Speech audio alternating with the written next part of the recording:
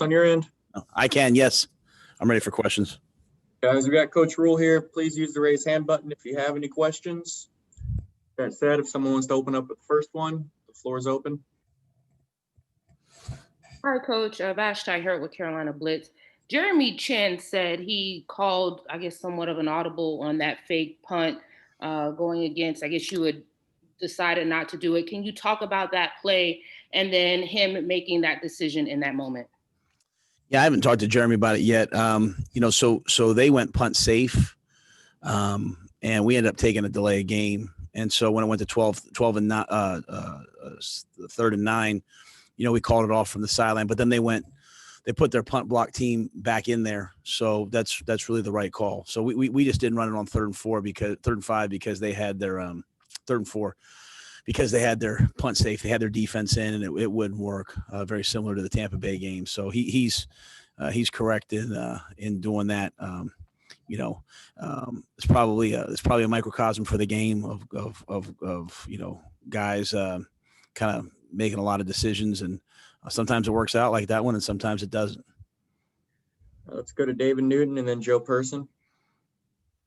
Hey, man, I got a couple questions for you. A couple players mentioned after the game about the way the team stood up for Teddy when he got knocked down, and also the way Teddy fought back to get back into the game.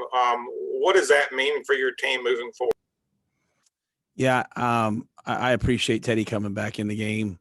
I would never want a player to get themselves hurt, play hurt. So I was prepared to he cleared the protocol, but his neck was still sore. I was prepared to play the rest of the game without him, but credit to him for, wanting to go back out there and finish the game. I'm glad that they picked him up. We've got good guys on this team.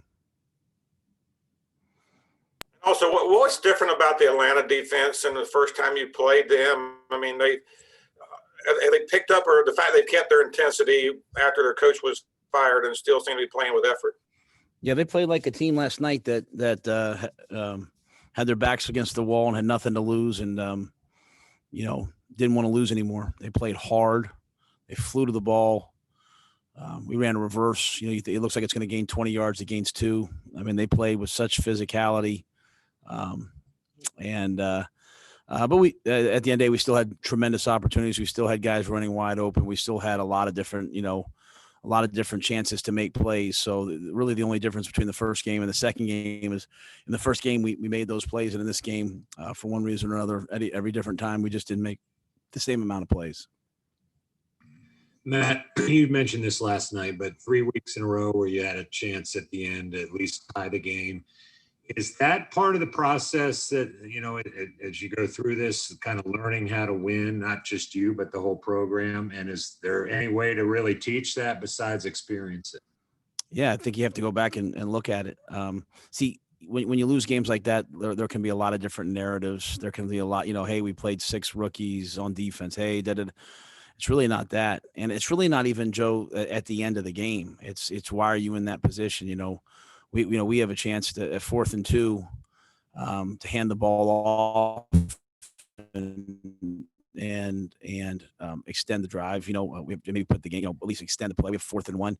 We get off the field. They were 3 of 9 on 3rd down, but there was 3 other times where we extended with a penalty, so they were 50%. So part of learning how to win is understanding that it's just not the last drive. It's all these other opportunities throughout the game that you have a chance to make plays that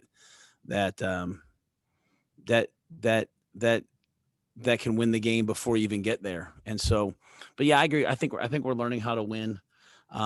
Sometimes players talk about their stats and the things that they've accomplished. And one of the biggest things I look at is just, how many games you've won as a pro. And what we're doing right now is we've won 3 games. We've lost 5, and 4 of the 5, we really probably had a chance to win the game or be in it.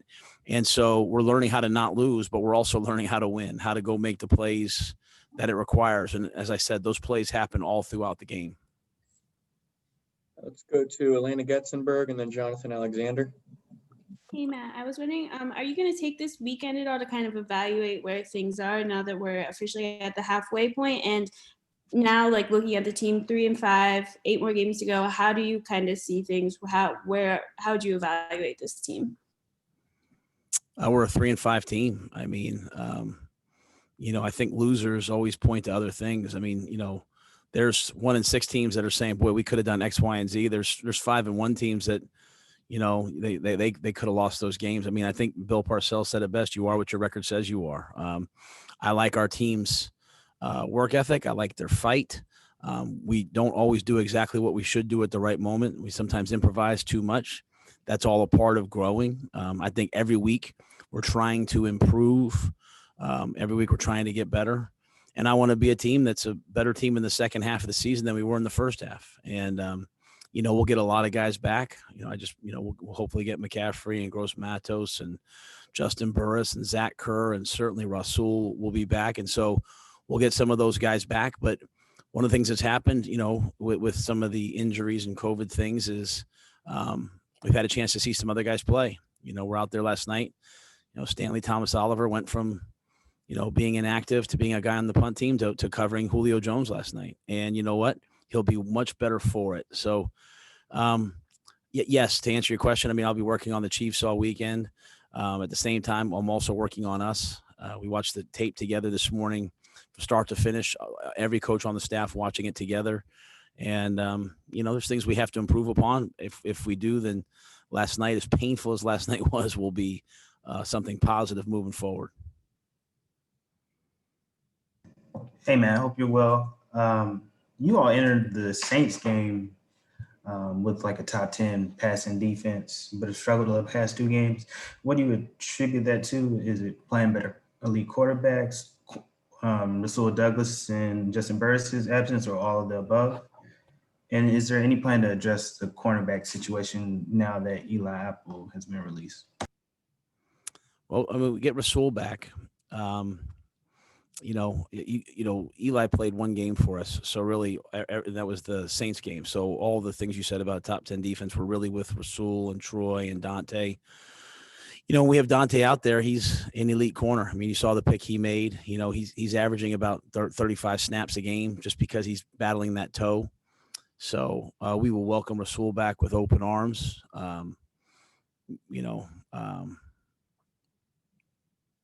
I hope that Gross Matos coming back at some point will continue to invigorate the defensive line.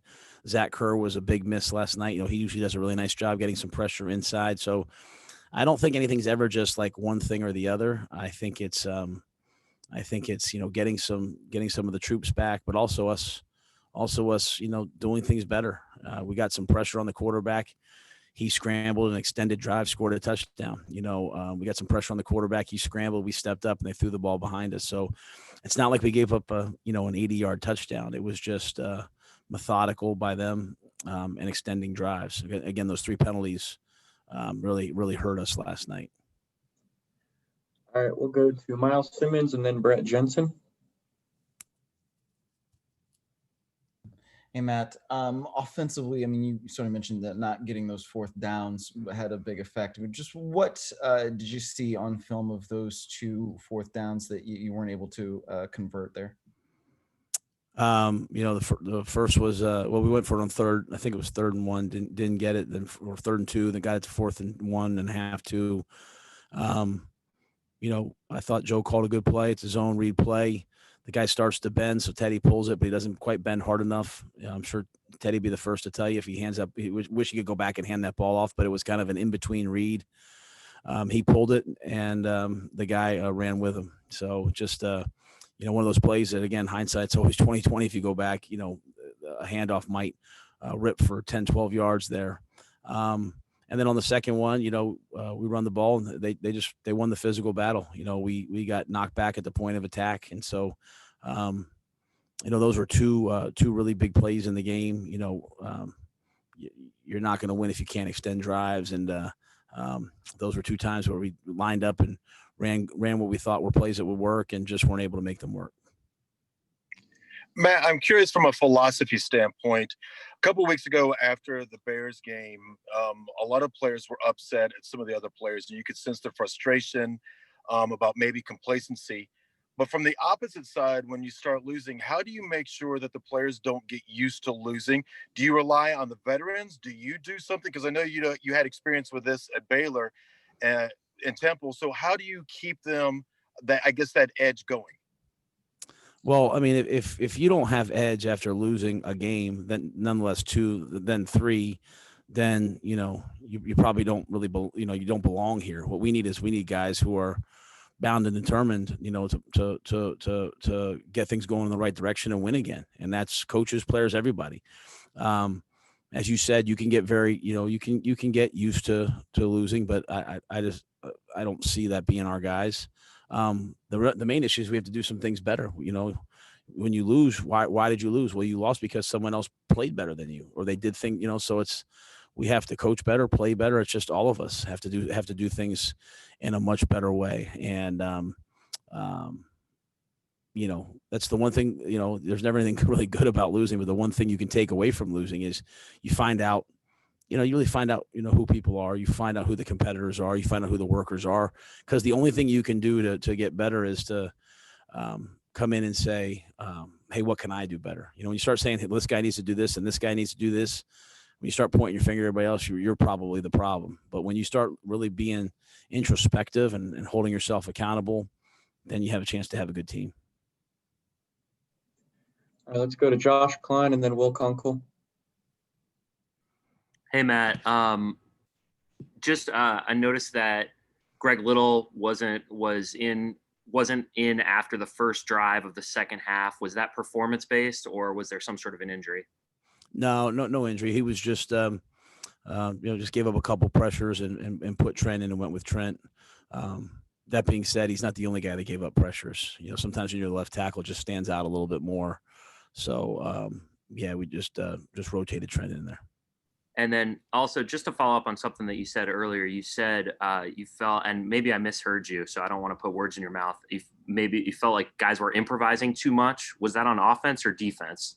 Oh, I would say that was overall. I think sometimes you get into big games and, there's a little bit of pressure and you just start, you start guessing a little bit. You start, getting out of your technique. And that's the thing that we have to realize as a program is that we win by doing our job. We win by trusting our technique and trusting our training. And I think too often last night, as you got into that battle, it was just, you turn the tape on. There's too many things out there that's just not really what we normally do. And so as a coach, I always put that back on me.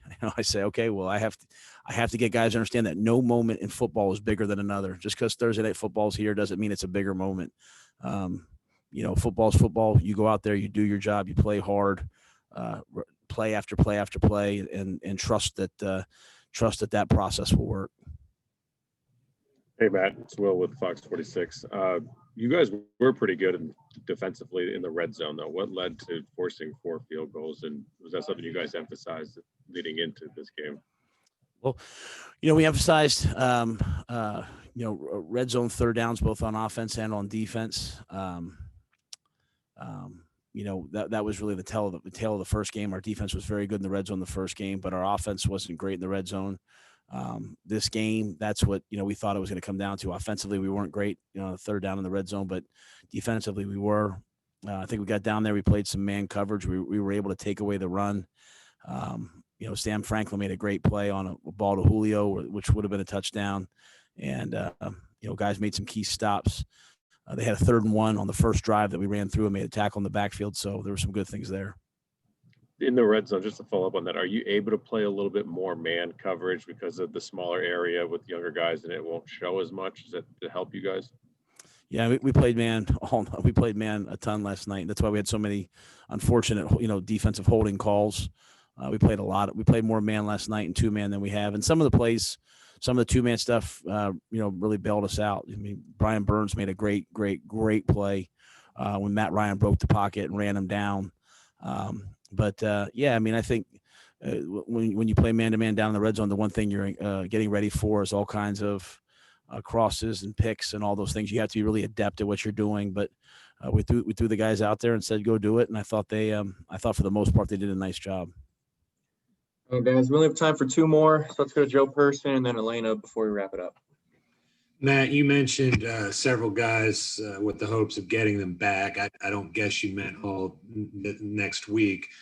I wonder who you do think has a good shot at coming back next week, Christian included. Yeah, I hope Christian will be back next week. I just passed him in the hallway walking over here. So, I'll meet with Kevin and the doctor on Monday and see who's up. But I hope at the very least Christian and Kerr. I hope those guys will be back.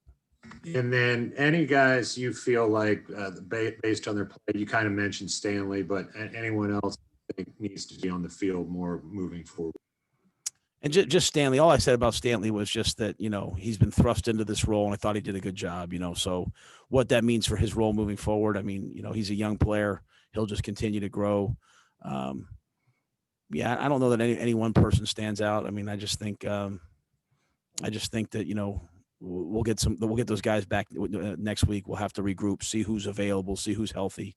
As you know, in this time of COVID and all those different things, plans change quickly. So we've tried to be very adaptable, just come into every week on Monday and then really on Wednesday and say, who's up, who's available, and go from there. Matt, I was just curious, two health things. Dante's too. I know when we talked earlier in the week, you thought he was pretty healthy. Was that a bad setback, yesterday? And then I know Teddy went back in the game, but everything okay with his neck? Yeah, I mean, Teddy's and Dante will get checked out today by the doctors. I have not met with the doctors yet. For Dante's foot, it just seems to be a recurring thing where when he can go, he goes, and if he can't, I think he gives us an honest effort to go out there and tries to play as long as he can on it. So hopefully these 10 days will be good for him. Hopefully it'll help him, be a little more healthy, maybe until we get to the bye week. If I could ask just one really quick one, the penalties, 3 rookies had penalties on third downs yesterday. Is that something where you need to teach them what to look for? Is anything stand out to that with you? No, they're already taught on that. When you play man to man, you can't grab the guy. I mean, I just think it's a matter of confidence. It's a matter of trusting. I mean, there's some great man to man reps by some of those guys. But at the end of the day, sometimes they get to the top of the route and they grab the guy. Some of them were really tough, calls, but they were made. So it is what it is. I mean, but we did grab them. So let me make sure I say that. So just confidence and trusting in your training. I mean, that's what I said going back to what I talked to Josh about. Just, the way you win football is you go out and you do your job and you play really hard. And part of your job is just technique and it's trust. A lot of times it's not, there's no bad guys. We got great guys. It's just trusting in your technique and really trusting in the guys around you, trusting in the system. And I think when we do that, we have a tendency to get off the field, but you can't, you hold them to 3-9. That's pretty good. You just can't extend those drives. All right, Coach, we appreciate you taking Thank the you. time.